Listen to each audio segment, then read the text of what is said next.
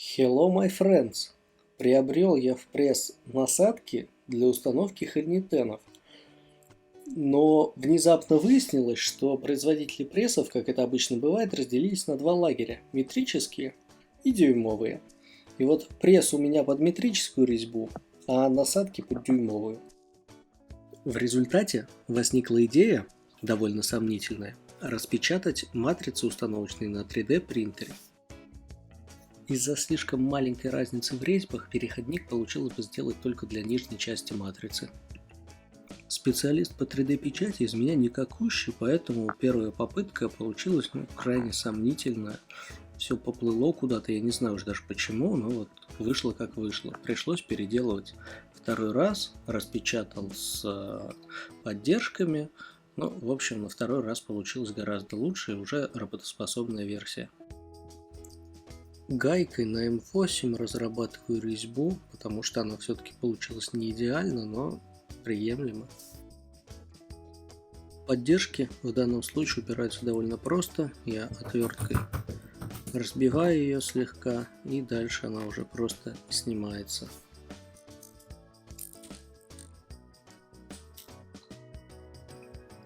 Поверхность установочной части после печати остается не идеальной.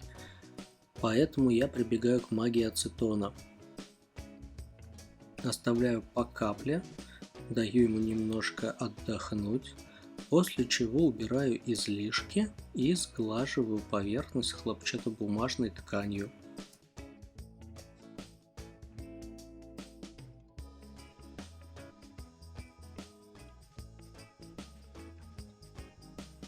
В результате получается, конечно, не зеркальная поверхность, но уже не видны границы слоев так отчетливо, и это гораздо лучше, чем было изначально. Что ж, смотрим, что получилось. Для этого устанавливаем матрицы в пресс.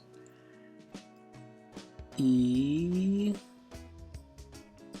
не достает. Расчет кривой, расстояние слишком большое, хольнитены так не установятся. Нужно уменьшить расстояние между матрицами. Кидаем гаечную головку и смотрим, что у нас в принципе становится лучше. Попробуем установить первый хольнитен. Берем какую-то непонятную заготовку, которая нужна ни для чего. И где жесткость-то? Божечки, за что мне это? Ну, пожалуйста, работай. Ну как так-то, а? Ну нет. Ладно, так как это прототип, переделывать не будем. Будем пытаться сделать переходник на скорую руку. Для начала попробуем переходник из пробки от бутылки. Она, конечно, недостаточно жесткая, но попробовать стоит. Это самый простой и доступный способ. Вырезаем отверстие волшебным олфовским ножом.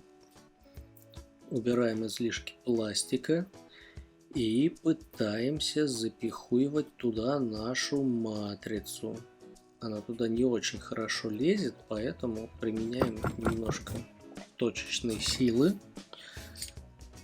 Ну вот, вошло. Сейчас будем пробовать. Вставляем на место. Так, достает, нормально. Ищем нашу заготовку. Так, вот она. Ну-ка. Давай. И куда? Куда? Ну что? Куда ты прогнулась-то, божечки? Ну за что это все? В общем, да. Как я и думал, жесткости не хватает. Получается вот такая загогулина. Но зато у пробки так классно развальцован край. Не знаю, как мне это может пригодиться, но буду иметь в виду, что так можно.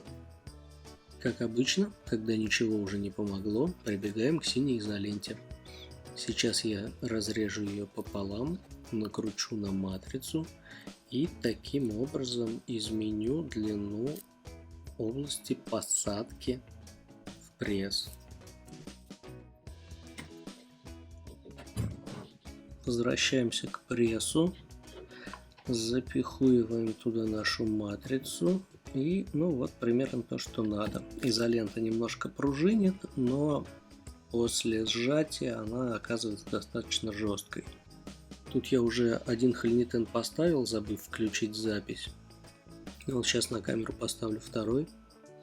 Ну и может быть третий. Безусловно, извращение с изолентой и прочими проставками – это не конечный вариант.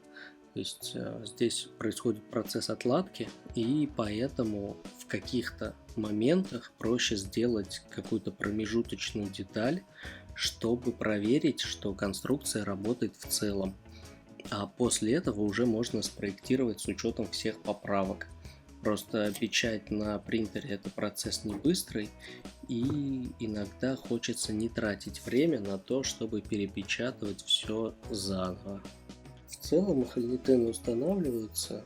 Единственное, в той части, в которую расплющивается внутренний металл, это заметно сказывается мягкость пластика. То есть хоть металл там тонкий и мягкий, полностью из ПЛА сделать матрицы не получится. А вот с переходником для нижней вполне нормально выйдет.